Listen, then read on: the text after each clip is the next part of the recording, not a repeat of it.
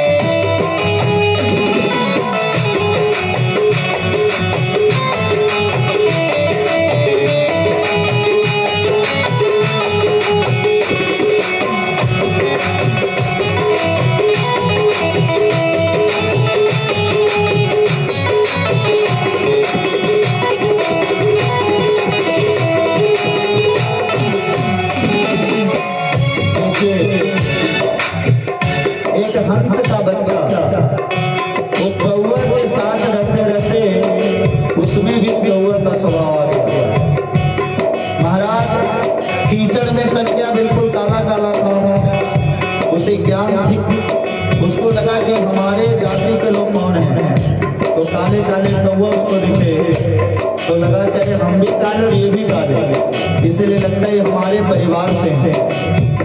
और कौवा के साथ रहते रहते बिल्कुल कौवा बन गया। लेकिन एक दिन हंस देखा कि तो हमारा बच्चा है, पकड़ लिया हंस। अरे तुम कहाँ कौओं के साथ उड़ रहे, क्योंकि तुम तो हंस है। कि नहीं महाराज आप कितने गोरे इतने सफेद और हम काले, वो भी देखो काले काले। हंस को लगा कि अपना स्वरूप भूल गया। हंस पकड़ा उसको, मान सरोवर में उसको डुबाया। और जब उसका सब कीचड़ धुल गया, देख अपने स्वरूप को, जैसा सफेद हम उसी तरह से सफेद तुम भी हो। इसी तरह हम लोग भी संसार के कीचड़ में रहते रहते और संसार के कीचड़ को अपने ऊपर इतना चढ़ा लिए कि जब तक सदगुरु के चरणों की प्राप्ति नहीं करे तद विधि प्रणिपाते ने परिपृष्टीन सेवया उपदेक्षं दे ज्ञानम ज्ञानिनस्तत्वदर्शिना। और जब कोई सदगुरु देखता है कि बहुत दिन तक ये कीचड़ में रहा, उसको पकड़ता है और भगवान के जल से भगवान के नाम रूपी जल से उसको धो धो करके इतना पवित्र बनाता है कि वह जीव जो ईश्वर अंश, जीव अविनाशी जो ईश्वर का संतान था, लेकिन चेतन अमर सो माया बस वयम गुसाई, जो माया का कीचड़ लगा था सब धो देते हैं सदगुरु। और फिर कहते हैं तुम तो भगवान का पुत्र है, अरे कहाँ संसार में भटक रहे हो। तो कहते हैं कबीर दास जी, अरे दादा से तोहे हंस करे को, दादा से तोहे हंस करे को, दादा से तोहे हंस करे को, दादा से तोहे हंस करे को, जय गुरु के नाम तेरे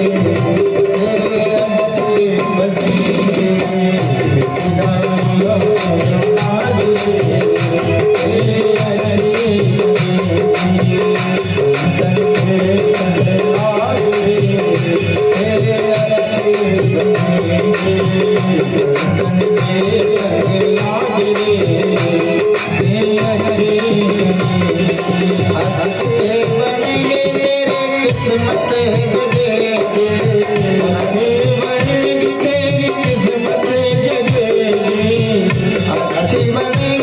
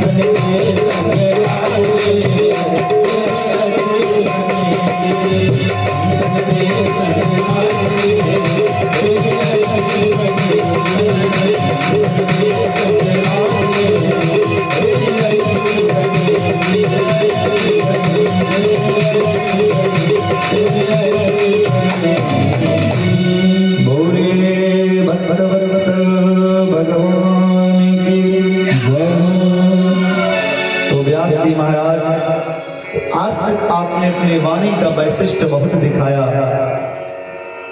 आप बहुत वेद वेदांत की बातों को आपने किया, लेकिन आप एक भी ऐसा शास्त्र ग्रंथ नहीं लिखे कि जिस शास्त्र के नीचे बैठ करके और लोग परम शांति को प्राप्त कर सके। शास्त्र किस लिए होता है? स्वान्तः सुखाय रघुनाथ गाथा। शास्त्र का अर्थ है जिससे अंतःकरण को सुख प्राप्ति अनुभूति हो, अंतःकरण को आनंद की प्राप्ति हो, इसलिए शास्त्र कही और लिखी जाती है। भागवत इसीलिए अब आप भागवत की कथा को लिखेंगे। नारद जी का जब आदेश मिला, बिल्कुल शांत चित्त होकर के व्यास जी ने आज सम्याप्रास आश्रम में स्नान किया। सरस्वती नदी, उत्तर काशी जो गए होंगे, महाराज बद्री नाथ के भी आगे ऐसे उत्तर काशी में सरस्वती नदी का जहां से उद्गम होता है, मां सरस्वती में स्नान करके आज व्यास जी बिल्कुल परम शांत होकर के विराजमान हैं।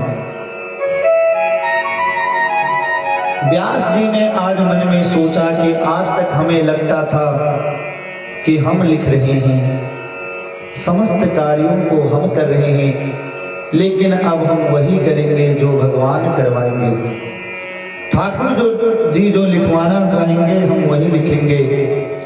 और ऐसा कह करके जब ध्यानस्थ हुए व्यास जी, तो उन्होंने 12 स्कंद में 335 अध्याय 18,000 श्लोकों की संख्या में उन्होंने एक दिव्य महापुराण की रचना करी, जिसको संसार में भागवत जी के नाम से जाना गया। बोलिए भागवत भगवान की। व्यास जी को लगा कि ये परमहंसों की संहिता है, ये परमहंसों का ग्रंथ है, इसलिए सबसे पहले किसी परमहंस को ही इसकी कथा सुनाई जाए। लेकिन ऐसा कौन है जो इस कथा को जन जन तक पहुंचा सकता है? तो व्यास जी को ध्यान आया कि हमारा पुत्र सुखदेव, अरे जिसने जन्म लेते ही परिव्राजक का रूप को ग्रहण कर लिया, संन्यास धर्म को स्वीकार किया, उससे बड़ा परमहंस और कौन हो सकता है? लेकिन वो तो हमें छोड़ करके कब का जा चुका है, हम उसको कैसे बुलावें? तो श्री व्यास जी ने क्या किया कि अपने कुछ शिष्यों को भागवत जी के कुछ श्लोक रटवा दिए कि भैया जब तुम वन प्रदेश में समिधा चुनने के लिए जाना, क्योंकि भारत वर्ष की प्राचीन ये परंपरा रही कि कोई कितना बड़ा भी श्रीमंत का पुत्र होता था तो सबसे पहले वो गुरुकुल में जाता था और सभी विद्यार्थियों के बीच में रह करके वो शिक्षा दीक्षा ग्रहण करता था, वो राजकुमार हो या अथवा साधारण बालक। क्योंकि साधारण लोगों के बीच में रह करके राजा का भी पुत्र जब प्रजा के बीच में रह करके शिक्षा दीक्षा ग्रहण करता था तो वह प्रजा के सुख और दुख को अनुभव कर सकता था। और जो सभी शिष्यों के लिए जो परंपरा थी वही राजकुमार के लिए भी परंपरा थी। गुरुकुल में जल्दी उठना, संध्या वंदन आदि नियम को करके समिधा आदि को बीन करके लाना, फिर जो भोजन बने सभी लोग प्रेम पूर्वक बैठ करके भोजन करना और गुरु के चरणों में बैठ करके शिक्षा दीक्षा ग्रहण करना। नारायण जिस समय संसार के लोग कलम पकड़ना भी नहीं जानते थे, उस समय भारतवर्ष में लगभग 60 लाख गुरुकुल थे, लेकिन जब विदेशी आक्रांताओं ने भारत के ऊपर जब आक्रमण किया तो सबसे पहले यहाँ की परंपरा और संस्कृति को नष्ट करने का कार्य किया। भगवान श्री राम का भी आप दर्शन करें, जो चक्रवर्ती सम्राट के पुत्र थे महाराज दशरथ के, लेकिन चाहते तो दशरथ जी कई गुरु को अपने महल में बुला देते पढ़ने के लिए, पढ़ाने के लिए राजकुमारों को, लेकिन नहीं, जो भारतीय परंपरा रही, जो गुरुकुल की परंपरा रही, उसका पूरा निर्वहन करते हैं दशरथ जी महाराज। और क्या कि गुरु गृह गए पढ़ने रघुराए, अल्पी काले व्यास भारतीय परंपरा, भारतीय संस्कृति का पूरा आद्योपांत जीवन में निर्वाह किया भगवान श्री राम और भगवान श्री कृष्ण ने। कृष्ण जी भी जब 11 वर्ष 56 दिन के बाद जब वृंदावन से मथुरा आए हैं, वसुदेव जी के पास जब कंस का उन्होंने उद्धार किया, तो उनको भी महर्षि सांदीपनी के यहाँ उज्जैन, जिसको वर्तमान में महाकाल के नाम से जाना जाता है, वहां पढ़ने गए। और वहां उनको एक मित्र मिले जिनको सुदामा के नाम से जाना गया। सुदामा जी के चरित्र को हम लोग श्रवण करेंगे। सुदामा जी बहुत निर्धन थे और कृष्ण बहुत धनवान के राजा के पुत्र थे। अरे जिनका पूरा राज्य ही सोने का था, पूरा द्वारिकापुरी, उनको धन की कोई कमी थी क्या? हम लोग 2, 4, 10 तोला सोना पहन लें तो लोगों को दिखाते हैं, लेकिन जहां का दीवार किवाड़ सब कुछ महाराज सोने का था, उनके पास धन की क्या कमी होगी। लेकिन वह भी एक सुदामा जैसे विपन्न ब्राह्मण के साथ में शिक्षा दीक्षा ग्रहण करते हैं। ये भारतीय संस्कृति रही। तो भगवान व्यास ने सोचा कि यदि मेरा पुत्र यहाँ पर लौट करके चला आवे, यदि वो भागवत को अध्ययन कर ले, तब वह जन जन तक भागवत का प्रचार और प्रसार कर सकता। लेकिन आए कैसे? तो अपने कुछ शिष्यों को भागवत जी के कुछ ग्रंथ रटवाए कि भैया जब समिधा चुनने जाना तो इन श्लोकों का गान करना। बड़ा दिव्य श्लोक है। वरहा पीड़म नटवर वपो कर्णयो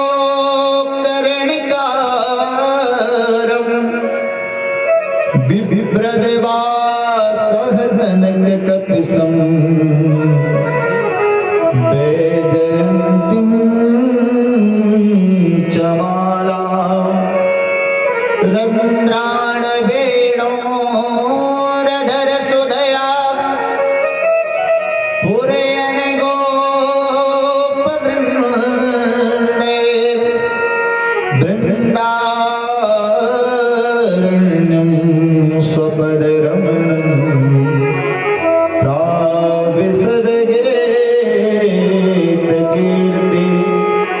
भगवान कैसे हैं? वरहा पीड़म, वरहा कहते मोर को और आपीड़ कहते पंख को। भगवान अपने शरीर के ऊपर क्या धारण करते हैं? मोर पंख। अच्छा, भगवान दूसरे पक्षी के पंख को धारण क्यों नहीं करते? कौवा का भी पंख धारण कर सकते थे, चील का भी पंख धारण कर सकते थे, मोर का पंख ही भगवान धारण क्यों करते हैं? तो इसका अर्थ है कि मोर संपूर्ण जीवन निष्काम होता है, वह कभी शरीर से काम को भूखता नहीं है। और भगवान को निष्काम भक्त बहुत प्रिय है।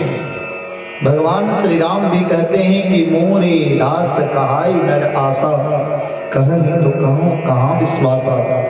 संसार में अगर अपने आप को वो कहता है कि हम भगवान के भक्त हैं, भगवान के दास हैं, और उस संसार की आशा रखे, तो वो कहां मेरा भक्त हो सकता है?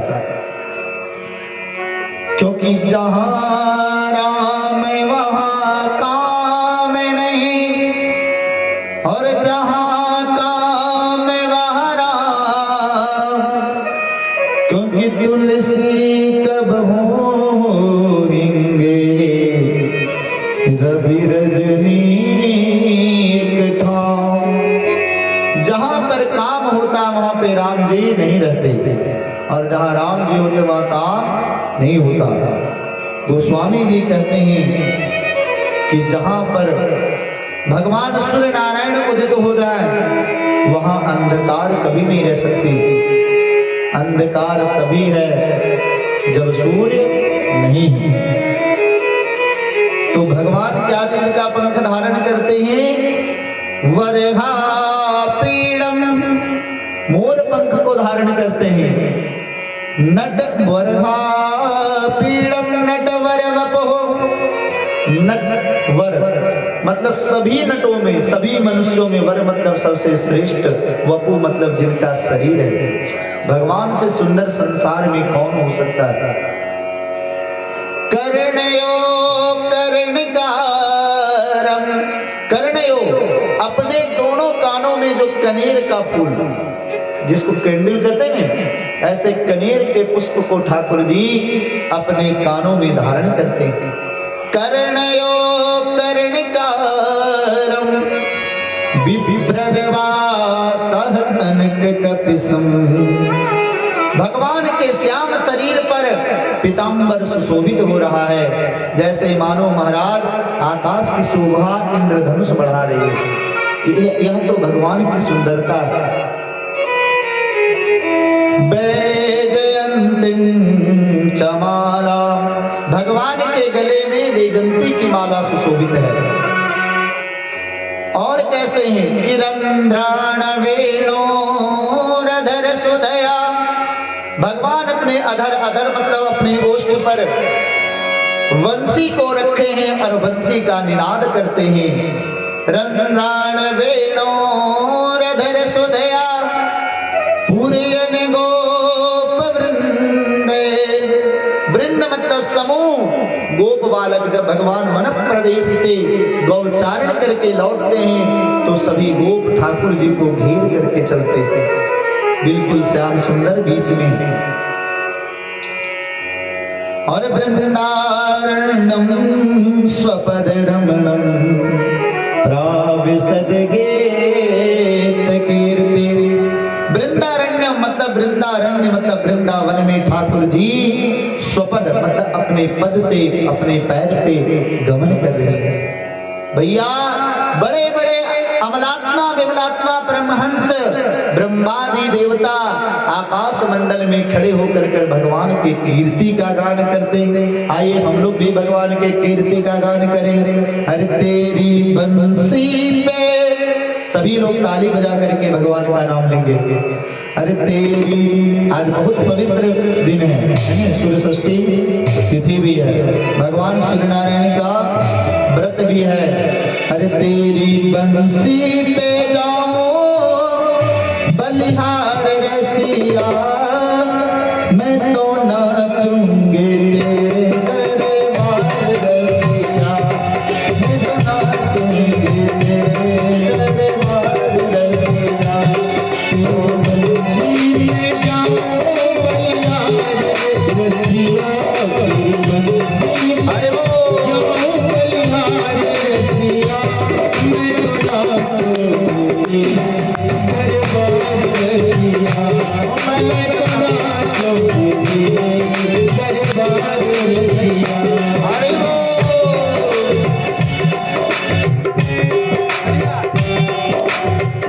जय हो।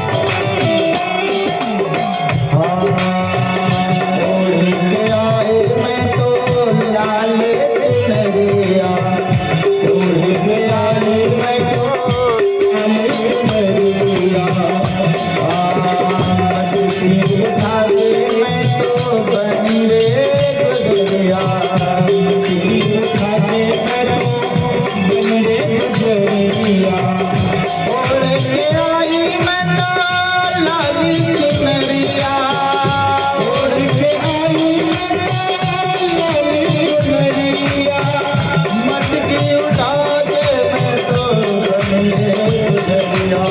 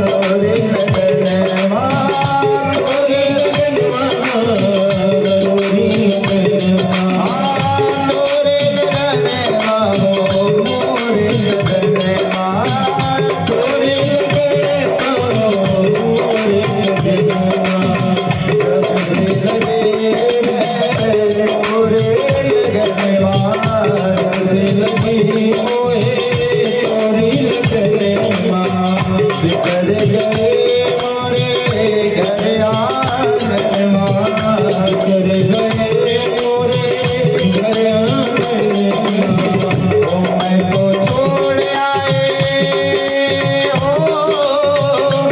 मैं तो छोड़ आए सारा संसार रसिया मैं तो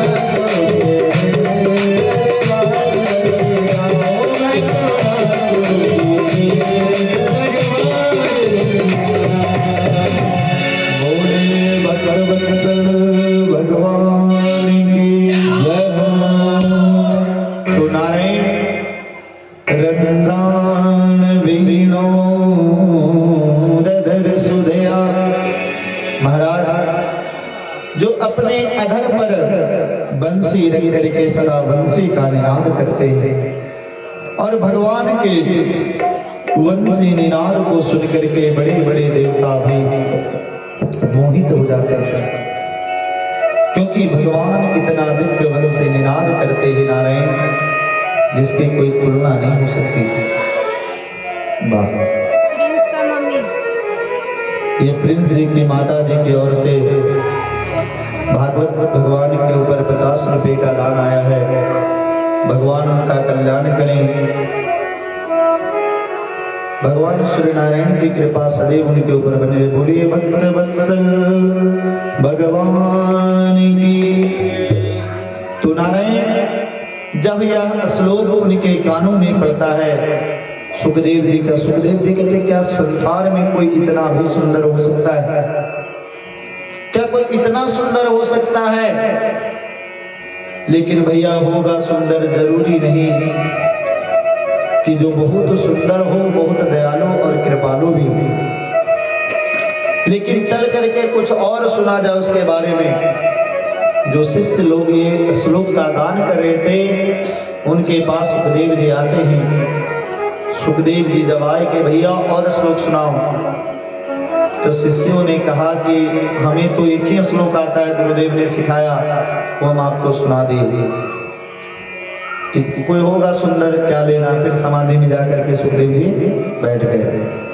व्यास जी ने पूछा भैया कोई आया था श्लोक को सुन के? कि हाँ सुखदेव जी आए थे और श्लोक सुनाने बोले, लेकिन गुरुदेव हम तो एक ही श्लोक जानते थे। तो भगवान व्यास जी ने कहा कि भगवान की कृपा शक्ति कार्य कर रही। दूसरा श्लोक पढ़ाया अपने शिष्यों को। इस बार जाकर के इस श्लोक को गुनगुनाना, इसमें भगवान की करुणा का दर्शन है। भगवान कितने दयालु हैं उसका दर्शन कराया गया। अहो वकीयम स्तनिकालकूटम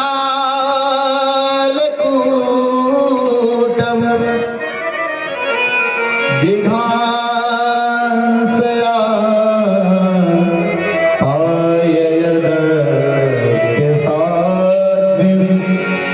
लेवे गतिंदा त्रिचितां ततोन्यं कंबादयालुं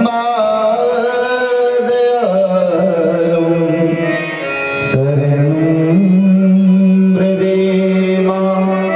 अहो आश्चर्य की बात है, बकी बकी मतलब पूतना। जब भगवान का जन्म हुआ नहीं तो छठा दिन मारने के लिए पूतना मौसी आई थी, अपने दोनों स्तन में कालकूट विष लगा करके। कितना महाराज खतरनाक विष होता है कि अगर उसका हवा भी लग जाए किसी को तो व्यक्ति का तुरंत मृत्यु हो जाता है। ऐसे विष को लगा करके पूतना आई, किस लिए?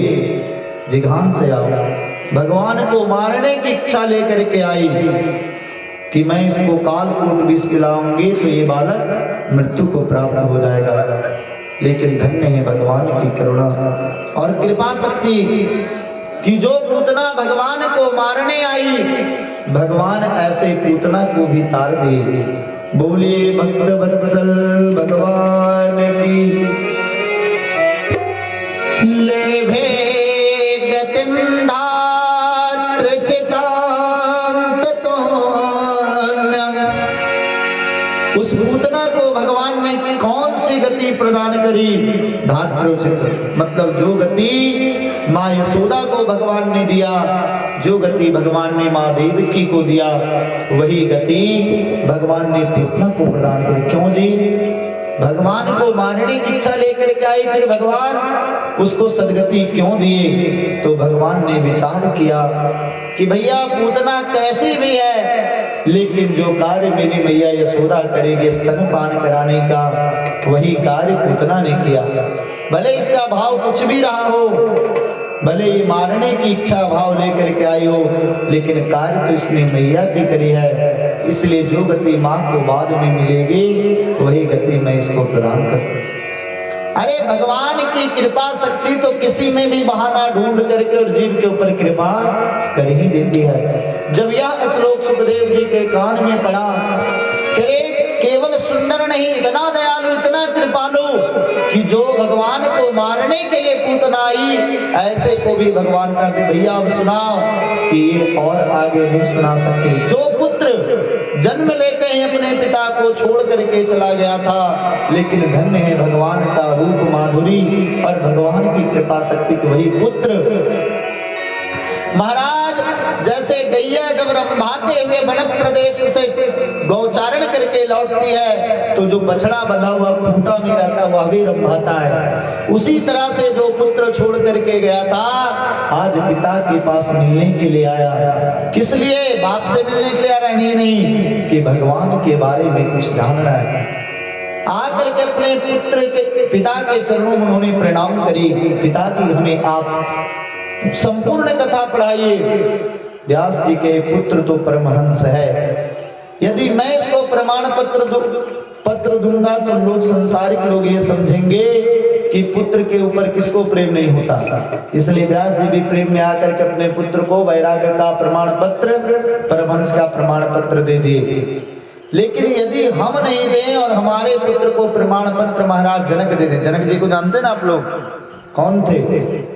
जनक जी जिनकी पुत्री मां जानकी हुई। तो ऐसे जनक जी महाराज जब इसको प्रमाण पत्र दे दें, तब हमारा पुत्र जगत पूजनीय हो जाएगा। और देवी भागवत में बड़ी विस्तार से चर्चा आती है कि महाराज जनक ने कई तरह से इनके काम की परीक्षा ली, इनके क्रोध की परीक्षा ली, और जब सब में सफल हो गए, इनको प्रमाण पत्र दिए कि आपका पुत्र स्वतः परमहंस स्वरूप भगवत स्वरूप है। इसलिए व्यासी हम इनको प्रमाण पत्र क्या देंगे जो जगत के लिए स्वतः एक प्रमाण है। आज पुत्र आया तो उनको कोपिन धारण कराया गया, मतलब लंगोटी धारण कराया गया, क्योंकि दिगंबर व्यक्ति को कभी भागवत अध्ययन नहीं कराया जाता। और ये 18,000 की संहिता पढ़े सबसे पहले सुखदेव जी ने अपने पिता के चरणों में बैठ करके इस संहिता को पूरा श्रवण किया। और वही सुखदेव जी राजर्षि परीक्षित को यह कथा श्रवण कराते सुखताल क्षेत्र में माँ गंगा के तट पर। शौनकादि मुनियों ने कहा कि महाराज ये परीक्षित कौन है? आप परीक्षित के जीवन के बारे में कुछ दर्शन कराएं। परीक्षित का जन्म कैसे हुआ, आखिर परीक्षित है कौन? तब महाभारत की चर्चा करते हैं सूत जी महाराज की। उस समय की बात है, महाभारत की युद्ध हो चुकी है। कौरव वंश के जो दुर्योधन आदि 100 भाई हैं, धृतराष्ट्र के 100 पुत्र वीर गति को प्राप्त हो गए, केवल एक पुत्र बच रहा है। कौन? दुर्योधन। महाभारत के युद्ध में चील उसको भी मृत शरीर समझ करके कभी कभी उसका भी मांस नोच लेते हैं। महाराज पूरा 100 बिखरा पड़ा हुआ है, और ऐसे स्थान पर अश्वत्थामा आता है। अश्वत्थामा कौन है? द्रोणाचार्य के पुत्र। अश्वत्थामा ने आकर के और कहा दुर्योधन को कि मित्र, हमारे ऊपर तुम्हारा बहुत सारा एहसान है, तुम्हारा बहुत ऋण है, इसलिए तुम बताओ तुम्हारी अंतिम इच्छा कोई हो तब। देखिए, दुष्ट आदमी कभी भी अपनी दुष्टता को त्यागता नहीं है। मृत्यु के समीप है दुर्योधन, लेकिन फिर भी कहता है कि सुनो मित्र, हम 100 भाई थे, लेकिन महाभारत के युद्ध में एक भी भाई नहीं बचे। इस बात का हमें दुख नहीं है, क्योंकि वीरों के लिए तो युद्ध में वीरगति को प्राप्त हो जाना इनके लिए श्रृंगार है। लेकिन पांडव 5 भाई थे, वो एक भी भाई की संख्या कम नहीं हुई। अगर एक भी भाई का संख्या कम हो जाता तो कम से कम मन को संतोष होता। अश्वत्थामा ने कहा, करे तुम एक का बात करते हो, मैं आज 5 का सिर काट करके लाऊंगा। और महाराज अश्वत्थामा ऐसा विचार करके वहां से निकल पड़ा। विचार करने लगा कि मैं कैसे मारूं पांडवों को, क्योंकि भी पांडवों के पक्ष में भगवान द्वारिकाधीश हैं, और जब तक द्वारिकाधीश उनके साथ है उनको मैं कुछ कर नहीं सकता। तो एक उसे न्याय दिखा, काक उल्लू का न्याय। जैसे रात्रि के समय में कौवा लोगों को दिखाई नहीं पड़ता और उल्लू को रात के समय ही दिखाई पड़ता है, तो एक डाली पर बहुत सारे कौवे भी पड़े हुए हों तो सब कौवा के ऊपर उल्लू भारी पड़ जाता है। ये न्याय उसको समझ में आ गया कि रात्रि के समय जब पांडव सोएंगे तभी मैं उनका कुछ बिगाड़ सकता हूँ। लेकिन जाको राखे साइया मार सके ना को, और बाल न बाका कर सके, जो जग नारायण जिसके रक्षक भगवान हो उनका संसार में कोई कुछ बिगाड़ नहीं सकता।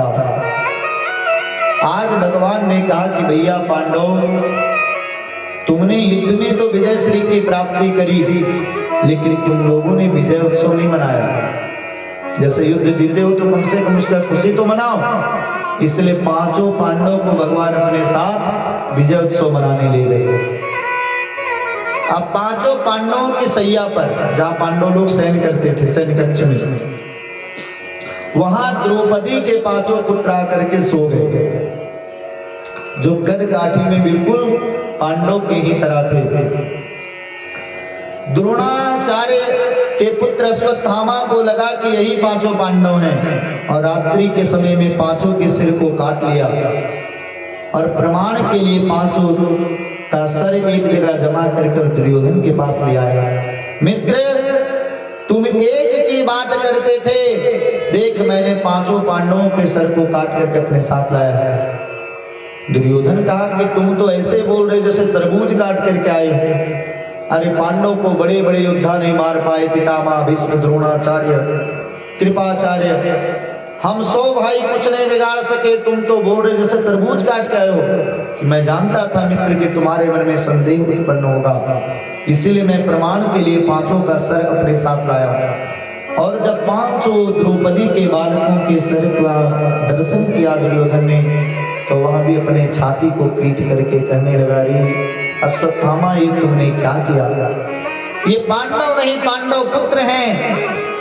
अरे इनको मार करके तो तुम अब हमें कोई जल देने वाला भी हमारे कुल में नहीं छोड़ा। और ऐसा कह करके दुर्योधन ने भी अपने प्राणों को त्याग दिया। अश्वत्थामा बहुत डर गया कि ये पांडव नहीं, पांडव पुत्र हैं, तो पांडव हमें जीवित नहीं छोड़ेंगे। जब द्रौपदी आई और 5 पुत्रों के शरीर को जब देखी तो रोने लगी। सोचिए उस माँ की क्या स्थिति होगी जिसका 5 पुत्र मारा गया हो। नारायण जोर जोर से चित्कार करके कहने लगी कि मेरे अबोध बालकों ने किसी का क्या बिगाड़ा था, इन्होंने किसी के प्रति क्या अपराध किया था जो मार दिया। तुरंत अर्जुन अपने गांडे उठाए, देवी आप बिल्कुल विलाप नहीं करिए, जिन्होंने भी आपके पुत्र को मारा है ये गांडीवधारी अर्जुन उसे जीवित नहीं छोड़ेगा। और ऐसा प्रण लेकर के गांडीव धारण करके अर्जुन निकल गए। अश्वत्थामा ने सोचा कि हमें अर्जुन छोड़ेंगे नहीं, इसलिए ब्रह्मास्त्र का प्रयोग कर दिया। ब्रह्मास्त्र का प्रयोग किया तो अर्जुन भगवान के चरणों में गिर पड़े। कृष्ण कृष्ण महाबाहो भक्तानाम भयंकरा, तुम्ही को दह्यमाना अपर गो से संस्कृते। हे कृष्ण, आप हमारी रक्षा करो, नहीं तो ब्रह्मास्त्र हमें जला करके भस्म कर देगा। भगवान ने कहा कि अर्जुन तुम चिंता क्यों करते हो? अरे तुम्हें भी ब्रह्मास्त्र चलाना आता है, तुम भी ब्रह्मास्त्र चलाओ, क्योंकि विष की औषधि विष ही होता है। विष को विष के द्वारा ही शांत किया जाता है, लोहा को लोहे के द्वारा ही काटा जाता है। इसलिए ब्रह्मास्त्र को शांत करना हो तो तुम भी ब्रह्मास्त्र का प्रयोग करो। भगवान का आज्ञा प्राप्त करके अर्जुन ने भी ब्रह्मास्त्र का प्रयोग किया। आपस में जब दोनों ब्रह्मास्त्र टकराए, भगवान ने कहा कि तुरंत ब्रह्मास्त्र के वेग को शांत करो, न दुनिया में प्रलय आ जाएगी। महाराज ब्रह्मास्त्र को शांत किया, तुरंत पकड़ करके उनको बांधे और घसीटने लगे। भगवान ने कहा कि अर्जुन तुम छोड़ते क्यों हो? क्यों छोड़ रहे हो अश्वत्थामा को? अश्वत्थामा एक आतंकवादी है, क्योंकि बालक को मारने वाला आतंकवादी होता है, और आतंकवादी को कभी पकड़ना और गिरफ्तार नहीं करना चाहिए, नहीं तो उसको केवल गिरफ्तार करके रखने में सरकार का, महाराज सरकारी खजाना कितना खर्च हो जाता है। और कोई अगर हवाई जहाज को हाईजैक कर ले और तब बदले में उसको लौटाना भी पड़ता है, इसका भुक्तभोगी भी भारत है। इसलिए आतंकवादी के ऊपर कभी कृपा नहीं करना चाहिए। तुम क्यों इसको छोड़ रहे हो? कि नहीं नहीं मारूंगा तो द्वारिकाधीश, लेकिन इसको ले जा करके मारूंगा देवी द्रौपदी के सामने। घसीटते हुए ले आए अश्वत्थामा को। अश्वत्थामा ने इतना जुगुप्सित कर्म किया है, पापी व्यक्ति कभी भी दृष्टि नहीं उठा सकता कि अपने पाप के कारण उनका सर नीचे झुका हुआ है। देवी द्रौपदी ने जब अश्वत्थामा का दर्शन की, देवी द्रौपदी ने तुरंत आकर के अश्वत्थामा के चरणों में प्रणाम की। सोचिए, बालक को मारने वाला है अश्वत्थामा, लेकिन धन्य है देवी द्रौपदी। द्रौपदी कही कि एक तो ये गुरुपुत्र हैं और दूसरे ये ब्राह्मण हैं। अर्जुन ने कहा कि देवी तुम ये क्या कर रही हो? तुम इस बाल हत्यारा को प्रणाम कर रही हो? कि नहीं नहीं पतिदेव, मैं बाल हत्यारा को प्रणाम नहीं कर रही हूं, मैं तो अपनी संस्कृति का निर्वहन कर रही हूं, मैं अपने कुल परंपरा का निर्वहन कर रही हूं। अश्वत्थामा एक तो गुरुपुत्र है, दूसरा ब्राह्मण है, और हमारे कुल में सदा ब्राह्मणों का सम्मान किया गया, इसीलिए मैं इनके चरणों। लेकिन तुम ये भूल गई कि तुम्हारे पुत्र का हत्यारा, इसलिए बताओ इसको क्या किया जाए? द्रौपदी ने कहकर आप हमसे पूछते हो तो मैं तो कहूंगी कि मुच्यता मुच्यता मीसा ब्राह्मणो नितराम गुरु। आप इन्हें छोड़ दो, मुच्यता छोड़ दो। महाराज क्या कह रही देवी? हम इसे छोड़ दे? मेरा प्रण है कि कोई भी बाल हत्यारा आपका होगा, मैं उसका प्राण ले लूंगा। अगर मैं इसको छोड़ दूंगा तो मैं प्रण से झूठा हो जाऊंगा। महाराज अर्जुन बोले मैं छोड़ने वाला नहीं, लेकिन धर्मराज युधिष्ठिर से पूछा गया कि आपका क्या मत है? तो धर्मराज युधिष्ठिर तो साक्षात धर्म के रूप हैं। धर्मराज युधिष्ठिर ने कहा कि भैया देवी द्रौपदी ठीक कह रही कि कैसा भी है, एक तो ये गुरुपुत्र है और दूसरा ये ब्राह्मण, इसलिए इसे मारना नहीं चाहिए। तब तक भीम बोले अगर अर्जुन तुम छोड़ दिए तो मैं भी इसे छोड़ने वाला नहीं हूं। नकुल सहदेव भी बोले कि मैं इसे नहीं छोड़ूंगा। देखिए, एक दल हो तो दल, और दो दल हो जाए तो क्या बन जाता है? दलदल। दल से तो निकलना बहुत आसान है, लेकिन दलदल से जल्दी कोई निकल नहीं पाता। अब दो लोगों का मत है छोड़ दो, और महाराज चार लोगों का मत है मार दो, भगवान से कोई नहीं पूछ रहे तो भगवान कुछ सलाह भी नहीं देते, क्योंकि बिना पूछे भगवान सलाह भी नहीं देते। और भगवान हम लोगों को शिक्षा देते हैं कि जब तक सामने वाला व्यक्ति आपको नहीं पूछे तब तक आप सलाह भी मत दो। तो भगवान ने कहा कि सुनो भाई, अर्जुन भगवान के चरणों में गिर पड़े कि द्वारकाधीश आपका क्या मत है। तो भगवान के देखो, हम तो उसी समय तुमको बोले कि तुम इसको मार दो, लेकिन तुम तो छोड़ दिए। अब तुम न्यायालय के पास आए हो तो संविधान जो कहता है उसी के अनुसार तुमको कार्य करना पड़ेगा, क्योंकि जज के सामने अगर किसी कैदी को उपस्थित किया जाए तो भाई जो कानून की जो प्रक्रिया है, जो उसके पुस्तक में लिखा है संविधान के, उसके अनुरूप कार्य करेगा। तो अब क्या करना चाहिए इसके बारे में शास्त्र जो के वही करना चाहिए, क्योंकि तस्मात् शास्त्रम प्रमाणम ते कार्या कार्य व्यवस्थितो।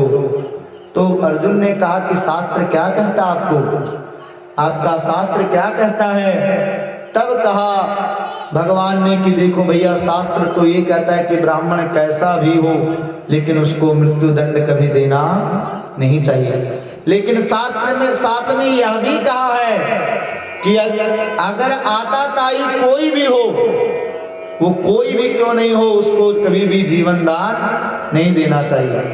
अब भगवान दो बातों को कह दिए कि ब्राह्मण है इसको छोड़ दो, लेकिन आताताई इसको मार भी दो। तो अर्जुन गिर पड़े कि भाई आप द्वारकाधीश स्पष्ट करिए कि भैया शास्त्र का बात हम तुमको बता दिए, अब तुमको जो समझ में आता तुम करो। देखिए, गुरु जब अपने शिष्य को पढ़ाता है ना, तो समय आने पर उसकी परीक्षा भी लेता है कि चेला केवल रट ही रहा है कि जीवन में कुछ उतारा भी है।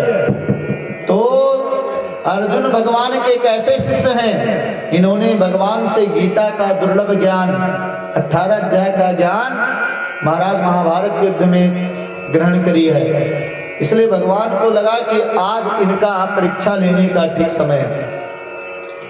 अच्छा, अर्जुन भी कोई साधारण विद्यार्थी नहीं है ने।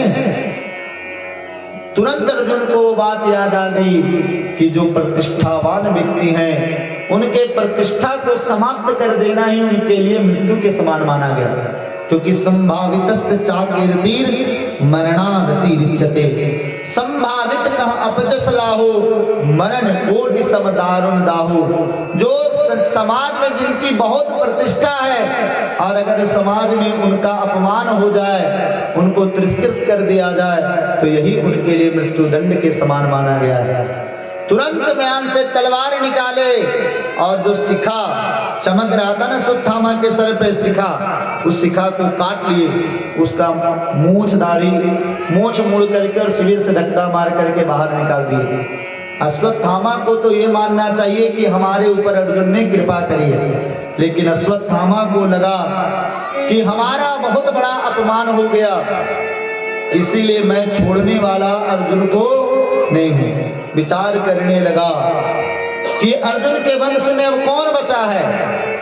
कौरव तो युद्ध में पहले मारे गए, द्रौपदी के 5 पुत्रों को मैंने अपने हाथ से मारा। तब उसको ध्यान आया कि सुभद्रा के पुत्र थे अभिमन्यु। अभिमन्यु जी का नाम आप लोग सुने होंगे, जो महाभारत के युद्ध में वीर गति को प्राप्त हो गए, और उनकी पत्नी का नाम है उत्तरा देवी। उत्तरा देवी जो है वो गर्भ से हैं, और अभिमन्यु जब वीर गति को प्राप्त हुआ, अश्वत्थामा को ये समझ में आया कि मैं इसके वंश में किसी को जल देने वाला नहीं छोड़ूंगा, और उत्तरा के गर्भ के ऊपर ब्रह्मास्त्र का प्रयोग कर देता है अश्वत्थामा। महाराज द्वारकाधीश द्वारका जाने के लिए तैयार हैं, सभी पांडवों से उन्होंने आज्ञा ले ली। एक बायां पैर भगवान का रथ के ऊपर है और बायां हाथ से भगवान ने रथ के ध्वजा को पकड़ रखा है, दाहिना पैर नीचे है, और भगवान द्वारका जाने वाले ही थे। तब तक एक स्त्री रोते रोते आई और भगवान के चरणों में गिर पड़ी और उन्होंने स्तुति करी कि पाहि पाहि महायोगिन देव देव जगत्पते और नान्यं तद्भयं पश्ये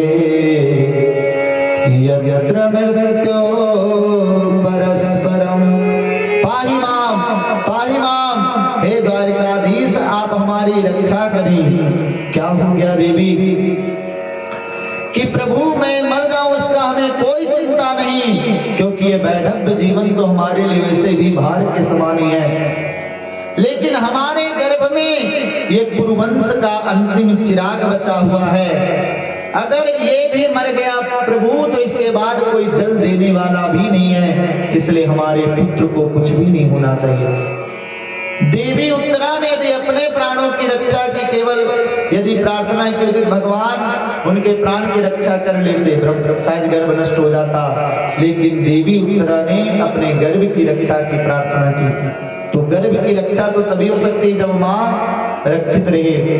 भगवान ने कहा कि देवी आप मातृत्व भाव को अपने मन में धारण करें, माता के भाव को, और भगवान एक रूप में तो बाहर खड़े रहे और एक सूक्ष्म रूप से भगवान माँ उत्तरा के गर्भ में प्रवेश कर गए। बोलिए भक्तवत्सल भगवान की।